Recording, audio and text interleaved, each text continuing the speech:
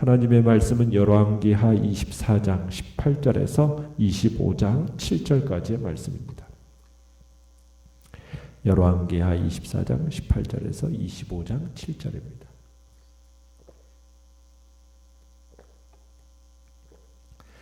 열왕기하 24장 18절 우리 한 목소리로 같이 읽겠습니다. 시작. 시드기야가 왕이 될 때에 나이가 21세라 예루살렘에서 11년간 다스리니라. 그의 어머니의 이름은 하무달이요 림나인 에레미야의 딸이더라. 그가 여호야김의 모든 행위를 따라 여호와 보시기에 악을 행한지라. 여호와께서 예루살렘과 유다를 진노하심이 그들을 그 앞에서 쫓아내실 때까지 이르렀더라. 시드기야가 바벨론 왕을 배반하니라. 시드기야 제9년 열째 달 10일에 바벨론의 왕 느부갓네살의 모든 군대를 거느리고 예루살렘을 치러 올라와서 그 성에 대하여 진을 치고 주위에 토성을 쌓음에 그 성이 시드기야 왕 제11년까지 포위되었더라.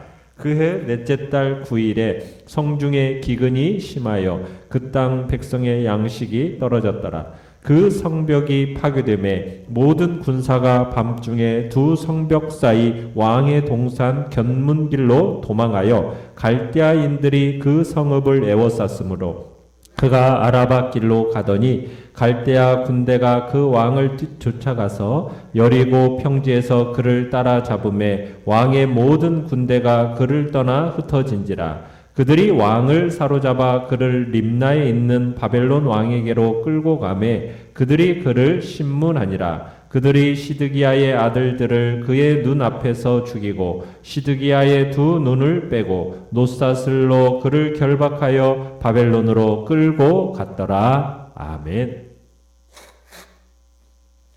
오늘 말씀의 제목은 형벌받는 자녀 찢어지는 아비의 가슴이라는 제목으로 말씀을 나눕니다. 오늘 우리가 본 이 본문은 이제 바벨론의 4차 침공이면서 느부갓네살의 세 번째 공략입니다. 바벨론의 느부갓네살은 주전 605년에 여호야김 왕 4년에 처음으로 예루살렘을 공략했었죠. 그때는 갈그리스에서 애굽의 바로 느고를 여지없이 대파하고 천하의 패권을 잡은 다음에 내려왔었습니다.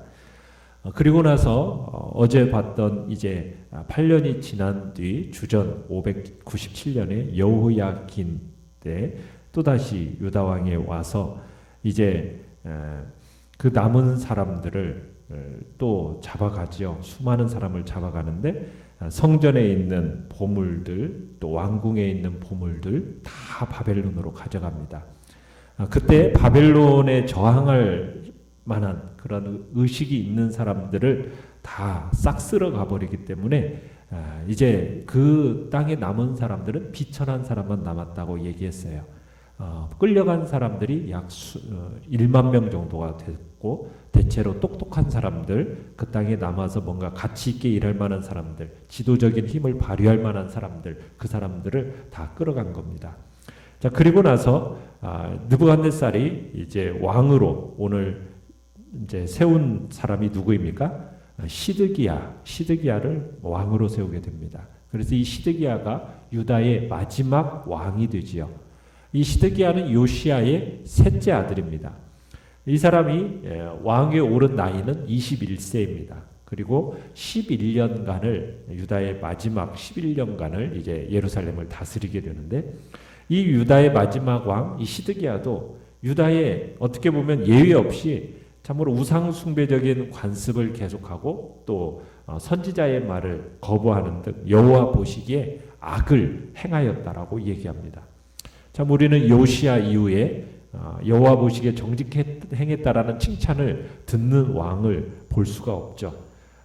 그러면서 이 악한 왕을 단죄하는 후렴구만 이렇게 단조롭게 반복이 됩니다. 그러면서 20절에는 열왕기 기자는 이 왕이 통치하던 시절에 여호와 하나님이 유다를 주님 앞에서 쫓아냈다 이렇게 기록을 해놓고 있어요.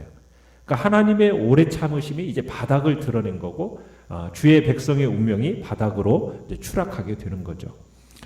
처음에 시드기야는 그를 속국의 왕으로 삼은 바벨론 왕에게 충성했었어요.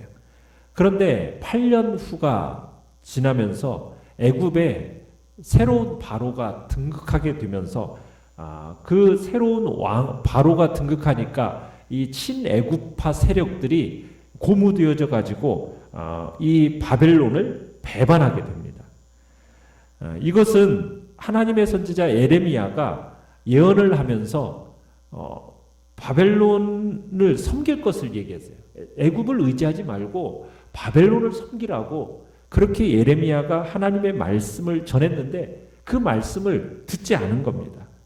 그러고 그렇지 않으면은 하나님의 말씀을 듣지 않은 비참한 종말을 맞게 될 거라고 예레미야가 그렇게 예언했는데도 불구하고 그 예언의 말씀을 듣지 않고 느부갓네살 왕 앞에서 하나님의 이름으로 맹세한 것을 어기고 배반해서 하나님 앞에 범죄하게 됩니다.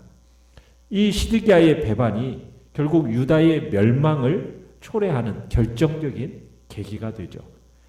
자, 유다가 애굽의 군사적인 지원을 요청하니까 바벨론의 이제 느부갓네살 왕이 예루살렘을 침공해서 사면을 뭘로 쌓았습니까? 1절에 25장 1절에 보니까 주위에 토성을 쌓게 되죠. 이 토성을 쌓고 몇 년 동안 에워싸고 있느냐면 1년 반 동안을 에워싸임을 당하게 됩니다. 거의 2년인데 바벨론 군대가 기원전 588년 10월부터 기원전 586년 4월까지 1년 반 동안 예루살렘이 멸망할 때까지 성을 포위하게 돼요. 자, 내용관찰 문제 1번을 보시면 19개월 동안 바벨론에 포위되었던 예루살렘 성의 당시 형편은 어떠했습니까? 자, 그 당시의 형편은 3절에 가보시면 시드기야 즉위 11년 넷째 달에 이르러서 성읍의 모든 식량이 바닥이 납니다. 그뿐만이 아니죠. 거기에 성중에 뭐가 심했습니까? 기근이 심했다고 얘기했어요. 그러니까 혹독한 기근이 정말 그들을 괴롭힌 겁니다. 하늘의 비를 주관하시는 하나님이 이 유다를 돕지 않으시는 거예요. 그래서 예루살렘 이 성은 어떻게 보면 바벨론 군의 손에 함락되기 전에 내부에서부터 허물어져 가게 된 겁니다. 그러니까 유다는 바벨론을 대적할 아무런 힘을 쓸 수가 없었던 거예요. 무엇보다도 이 유대인들은 결국 하나님을 대항해서 싸우고 있었기 때문이라고 할 수가 있는 겁니다.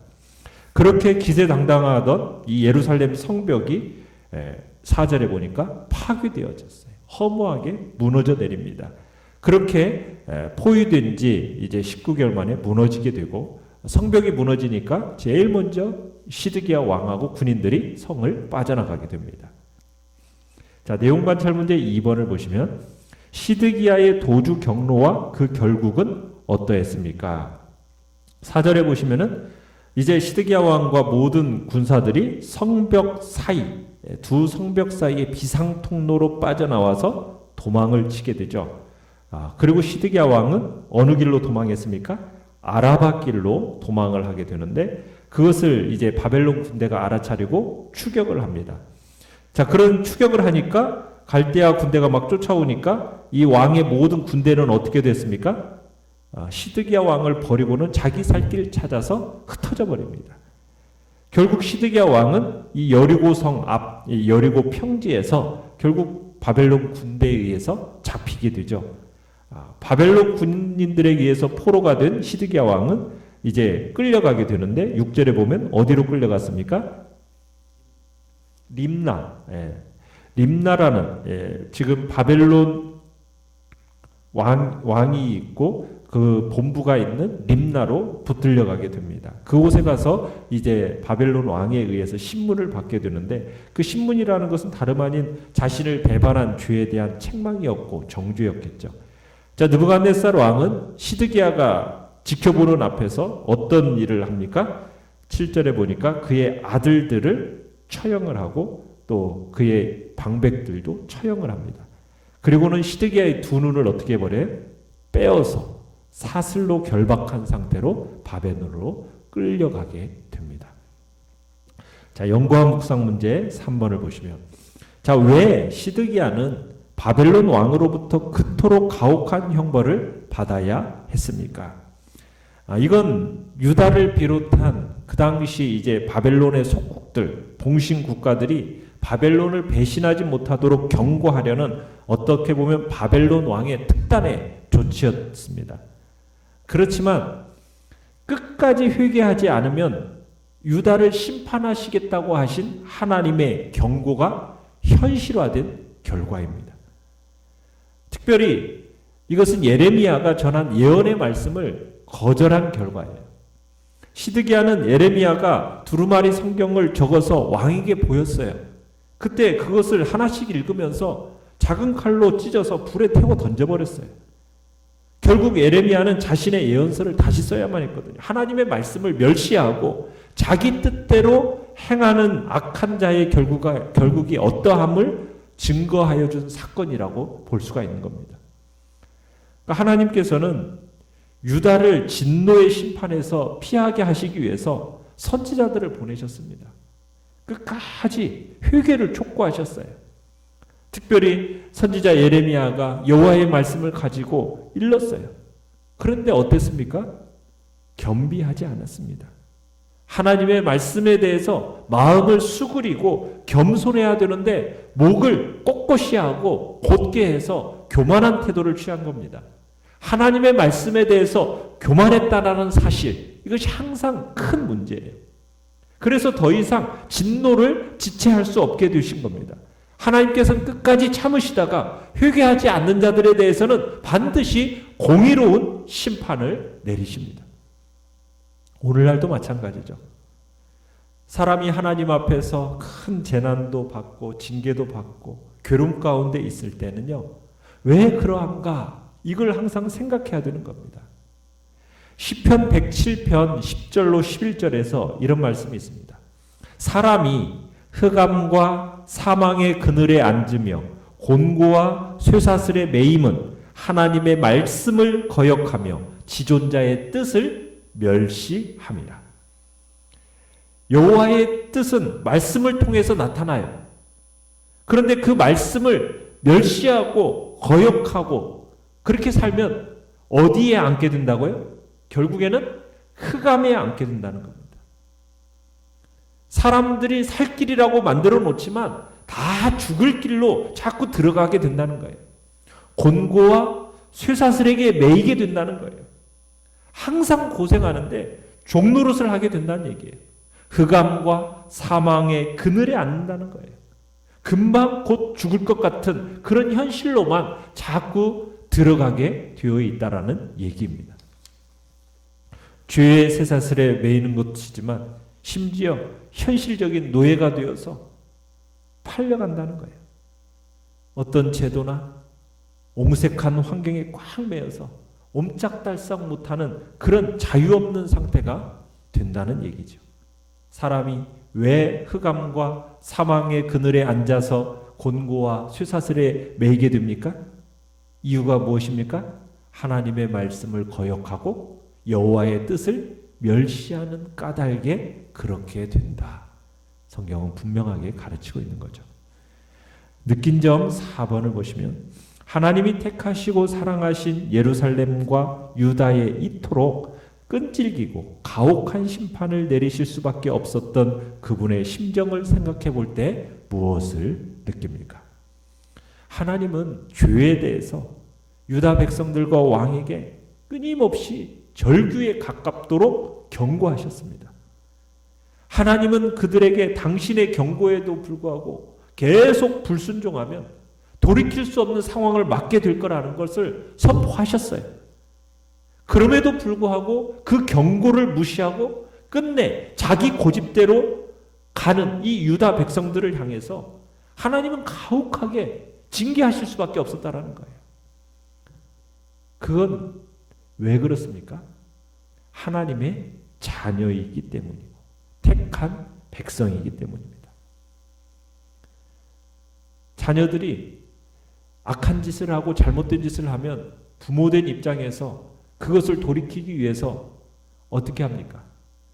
때리는 거예요. 그런데 때리는데도 불구하고 고집스럽게 계속 반항하면 어떻게 해야 됩니까? 포기해버립니까? 그건 부모의 마음이 아니잖아요. 그죠?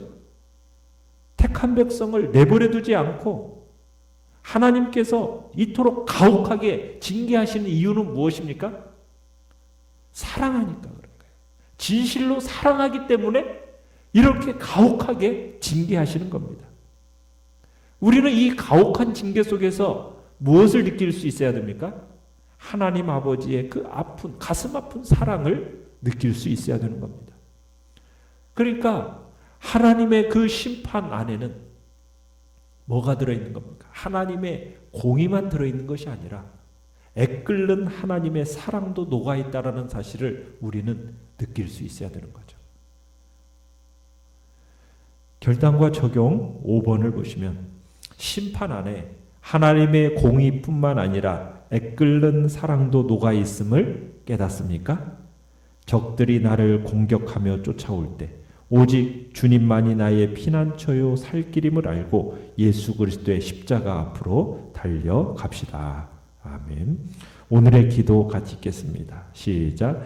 찢으셨으나 도로 낫게 하시고 치셨으나 싸매어 주시는 하나님 아버지의 사랑을 더욱 깊이 알게 하소서. 아멘.